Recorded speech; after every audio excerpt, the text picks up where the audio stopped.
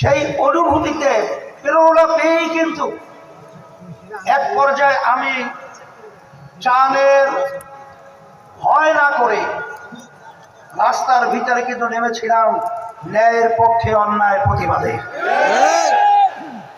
আলহামদুলিল্লাহ, আল্লাহ রাব্বুল আলামিন আমাদেরকে বিজয় দান করেছেন।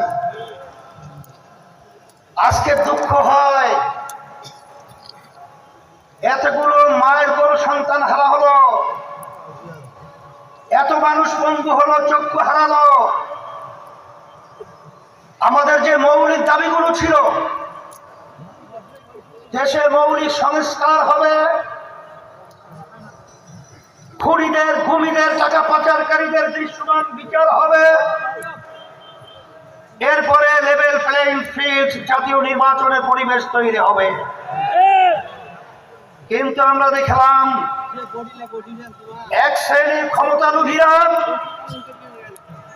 সংস্কার এবং দৃশ্যমান বিচারকে গুরুত্ব না দিয়ে ক্ষমতায় যাওয়ার জন্য শুধু পাগল নয়, ডবল পাগল হয়ে গেছে। আমি সকলকে বলতে চাই, আজকে হাজার হাজার হাফেজ আলেম ছাত্র, ছোট মায়ের কোলের সন্তান এবং ছাত্র জনতাদের জীবন দিয়েছিল শুধুমাত্র কি একজনকে নামিয়ে আরেকজনকে ক্ষমতায় পাঠাবার জন্য?